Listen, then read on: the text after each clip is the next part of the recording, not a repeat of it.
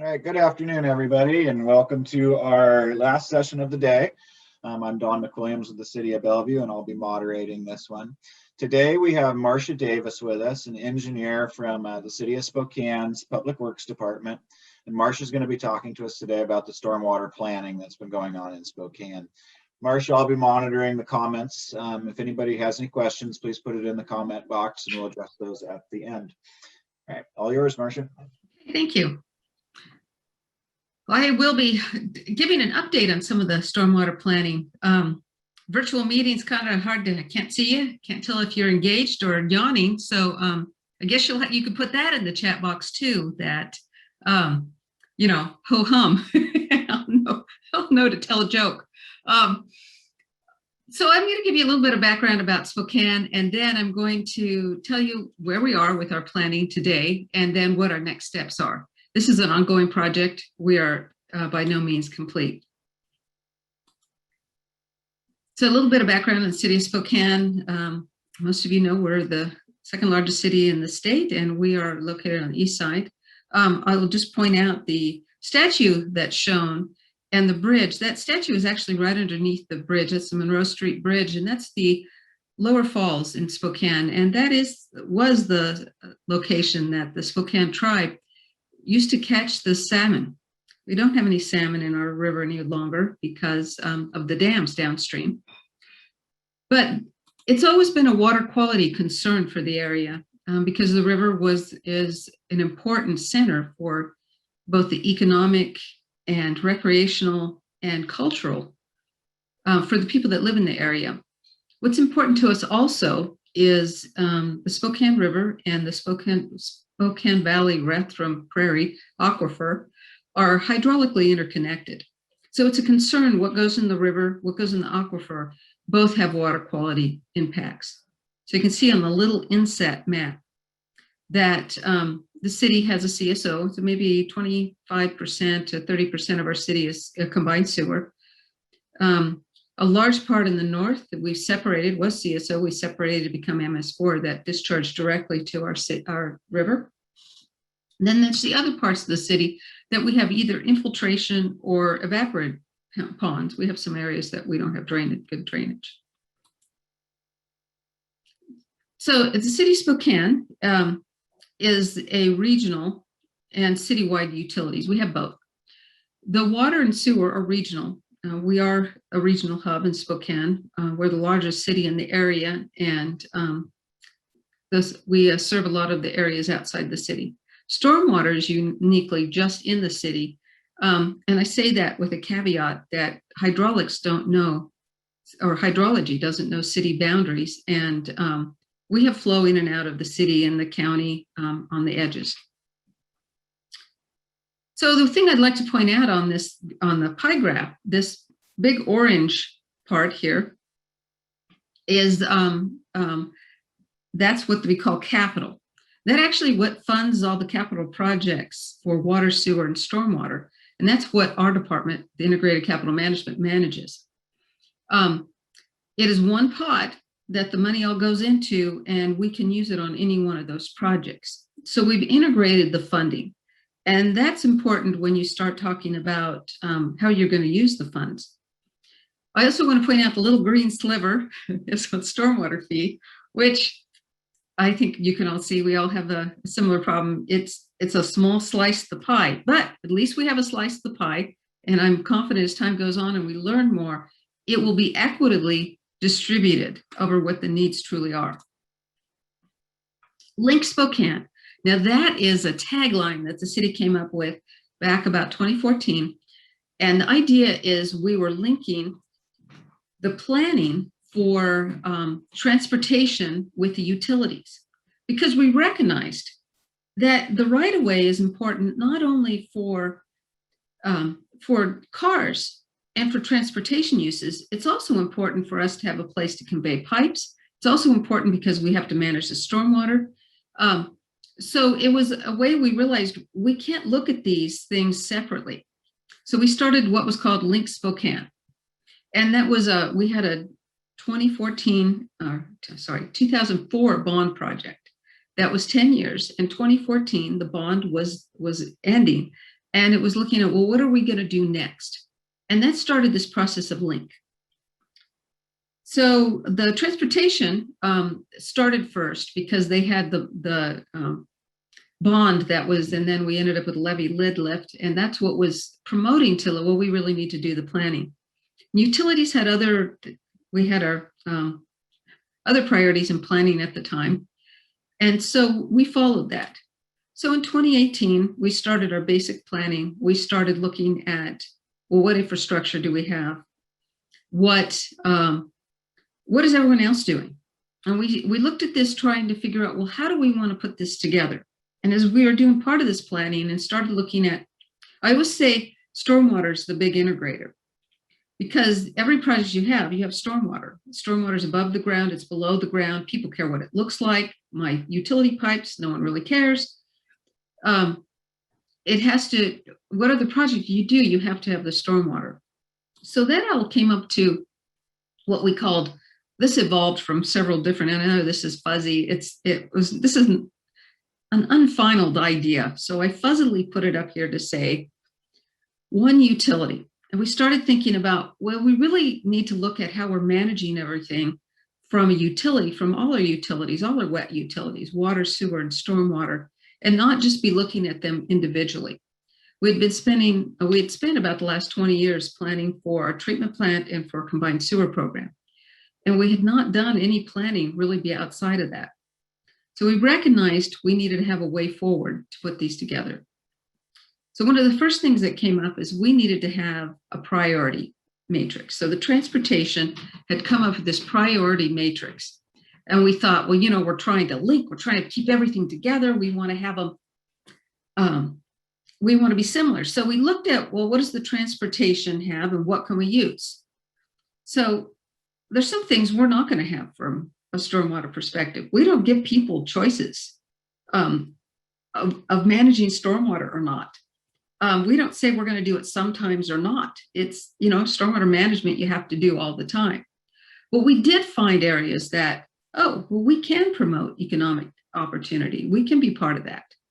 And public safety and integration of finding for both funding and for having the best project for the area and for being able to prioritize that the integration was important. So we took these ideas and we came with our utility priority matrix.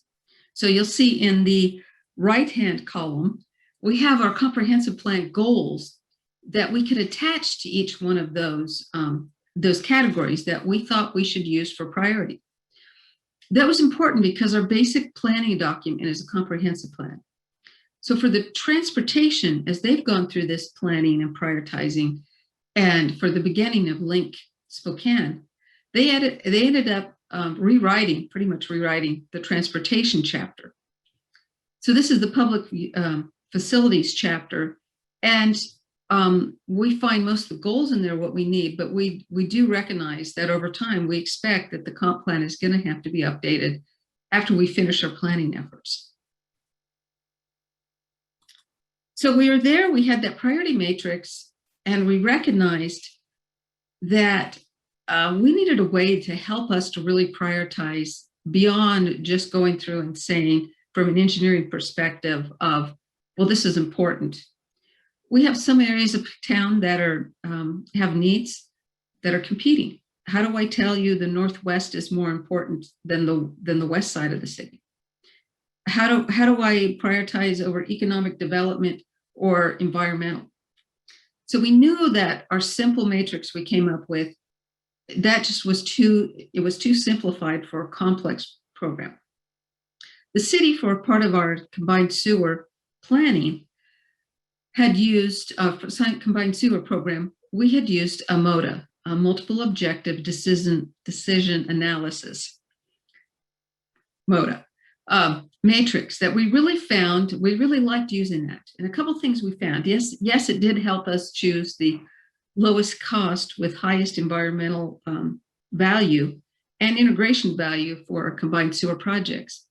But we also found that we were getting, the city was, departments were collaborating better.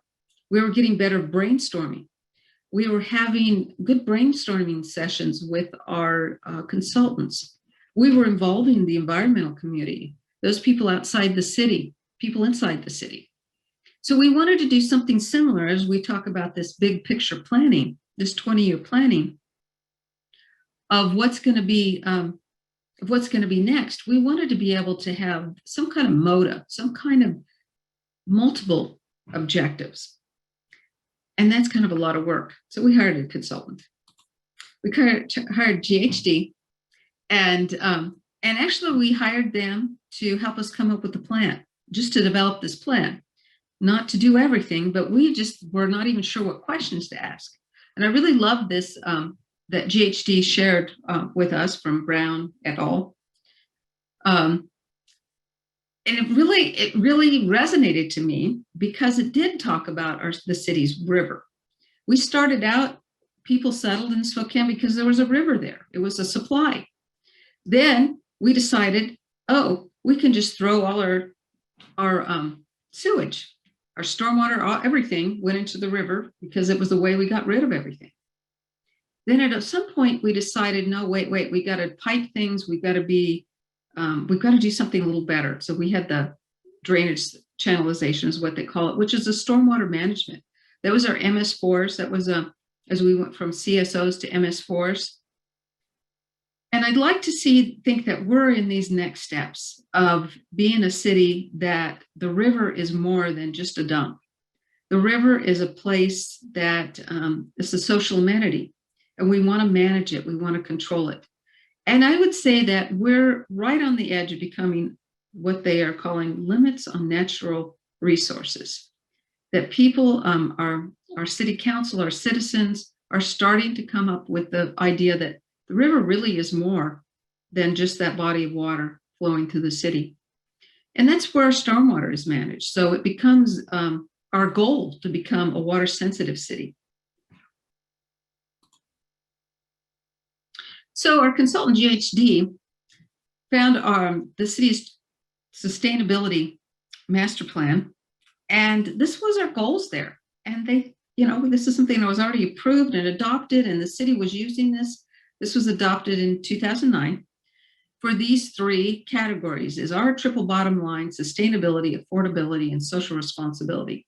So they took that as a framework to develop, well, what does that mean? What are the criteria that falls within each one of those that we could be looking at from our utility system?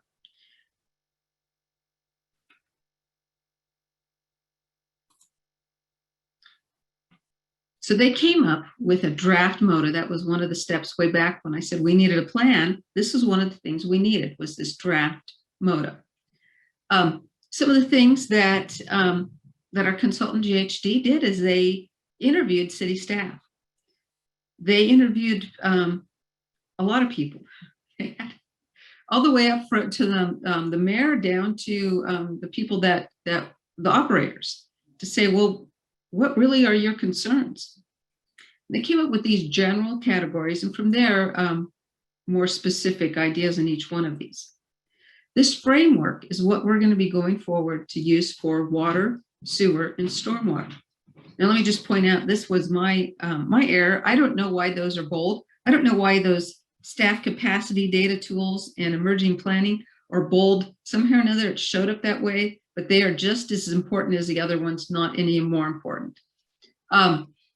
So when we looked at this, we said, this is what we need. This is a way we can look at these big picture problems to be able to rate and rank projects, to be able to bring us forward with the ultimate goal of updating our design standards and our comprehensive plan and the policies we need to have updated, so we can have this one unifying Link-Spokane that we're all on the same page trying to solve the same problems. So what are our next steps? Well, we need to finalize this MOTA. We've come with this draft MOTA as staff. We think, yeah, I think it covers that. When I say staff, I mean our department. So our next step, and we'll be going out with an RFQ pretty soon, in the next couple of weeks, I hope. We're going to start with a robust, both internal and external communication and engagement. So we can look at that MOTA and say, have we captured everything? Are there other parts that we missed? Or is there too much of one thing? And that's going to be essential for us to find out, are we really capturing what the message of the comprehensive plan, of what goals our citizens have, where we really want to be. So we're going to use that motto when we finalize it to rank and rate projects. So we're going to start with the water. That happens to be the area we've had the least planning in. So we're starting with our water system, and then it will apply this same matrix to sewer and stormwater, recognizing the criteria we expect to be the same. And I'm going to go back on the slide so we can look at it. You know, everybody has a regulatory issue, but what's regulatory for our water system, for our sewer system, and for our stormwater system are different. So that's the criteria we'll be modifying to fit what actually will fit for that one part of our program. I don't think there's everything of this. Generally, the big picture we looked at, that is needed for every one of these. Some will need more and some will need less. Okay, now going forward. So our goal is to create a strategy, that long-range plan that has goals that we're going to say, this is where the city's trying to be.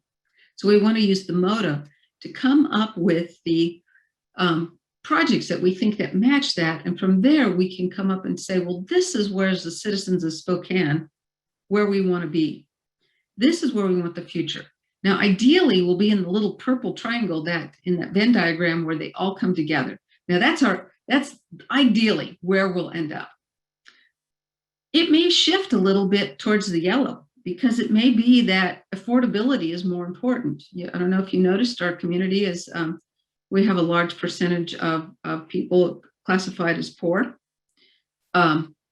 We have, and maybe it'll go more towards the sustainability or maybe more towards social responsibility. Maybe parts of the criteria will move in those directions. But the idea is we'll have this overall goal that we'll have considered all those as a community, both as leadership in the city, outside the city, but also internally. One of the things we're trying to be careful of when you plan with our city leaders, our mayor, our elected officials, they don't always have as long a range vision as staff does. So we're trying to balance what do we need today to what we need in 20 years and beyond, recognizing that the things we plan in 20-year will impact beyond a 20-year window. Then the exciting part, we get the individual water, stormwater, and sewer based on the ratings, we get them ranked. Then we get to go through all of those projects and say, because once again, integrated capital management, I have one fund to fund all these projects. So we can go through and say, well, this water project is the most important. Maybe stormwater is next, and maybe there's, maybe they'll be mixed up. We recognize as we go through this, it's going to require, it may require some rate adjustments. It will require education and outreach. There's a lot of great education out on stormwater and on our river and on our aquifer, tying that down to what that really means for a utility is not always as easy. It also is going to be how information used to update our comprehensive plan and our policies and our design standards. And our goal is to have all this done by 2025. So my last slide here, I just wanted to point this out. Our last mayor, when we were doing our CSO program and our big project at our treatment plant, they came with a tagline, it's all about the river. We spent about 300 million more, 350 million on that program. So it was all about the river. We're spending a lot of money on a river. And that, that's really what One Water is. And I just find this, I found this over the last, as we were doing all this research on what are other jurisdictions doing, other parts of the world. One Water has been in the United States, there's a group that has been promoting that. Three Waters is what our friends in New Zealand use. And integrated water or integrated water management, the United Kingdom uses that because One Water is actually a beverage. It's a water, like bottled water. So regardless of what it is, we need to consider the river really is, it all flows to the river. We need it, the river we need for our drinking water, we need for recreation, we need for the economic impact it has for us today. And we need it for our culture, we need it for our spirit and our soul. So when we go down and we walk along the river, we can enjoy that. And that is the end of my presentation. So I can take questions. I don't see any questions in the chat right now, so if you guys have any, please put them in there. But I have a few questions for you, Marcia. Okay. So you said that, and this is the first I've heard of Spokane, so this is great. I'm not that familiar with how Spokane's system works. Certainly a beautiful city that I've visited many times. You said part of your system's a combined system and part of it's a standalone MS4. So does that mean you're subject to two separate NPDES permits, one for the wastewater side and one for the stormwater side? Yes, absolutely. Our CSO is managed under the treatment plant permit, and then the MS4 is part of our stormwater. Eastern Washington has their one stormwater permit that we're part of. And is that the same work crew that takes care of both those systems, or is it two separate crews? Two separate. Oh, absolutely. We couldn't be integrated on that. No. And that's where it gets complicated with stormwater. Because we do have the treatment plant and we have a group there.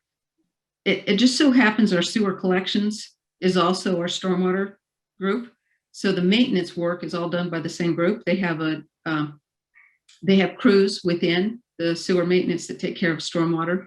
So we do have some integration, but we have two separate people managing the permits. They have to do coordination on that, obviously. Once we separate, and we have separated several CSOs. Once we separate, then it becomes part of the MS4. And is that your long-term plan, to try to separate the systems as much as possible? Part of our plan is to do that. There's a cost savings by not sending our stormwater to our treatment plant, but then there's a practicality. The reason we have a combined sewer as part of our city is has got shallow bedrock, areas that it doesn't drain. So it's not really, there's no solution for stormwater for those. Okay. I had a question come in. How did the city initially bring in the different city utilities to the table for this project? Was this facilitated by a consultant, or did the one utility department lead the charge? I will tell you how we all came together. It was that funding. We had our utility director had a financial background, and he started reviewing how the money was spent within the city and what we legally could do. And he said, no, it used to be each separate department had capital and maintenance money. And so they all did their own program. And so the director said, no, let's make a department. And this is 2014. Let's make a department and put all the capital in one department. We're the same department, we manage the arterial street fund. So before COVID, it was a lot easier to coordinate what the streets are doing with what the utilities are doing. So we do have a comprehensive 6-year plan, and that's our goal right now. And then eventually a 20-year plan. But the funding is really what did it. Follow the money, right? I don't see any more questions on here, Marcia. Thank you very much. And I think it's appropriate that Spokane ends our day today, and we can all say go Zags and go absolutely root for them this afternoon. Alyssa, is there anything that you need to say ahead of tomorrow's schedule? Nope, just go ahead and make sure everyone is logged into Zoom prior to joining our sessions tomorrow, and we look forward to connecting with you for the rest of the week. Are we going to see a schedule emailed out to us for tomorrow? There will be a push notification on the virtual platform that will have tomorrow's schedule. And then there is a full schedule on that virtual platform. So you'll get that notification on the virtual platform, not via your email. Okay, thank you very much. Thank you, Marcia. Thank you, Okay, Alyssa. thank you, everyone. Guys, have a good day. Bye.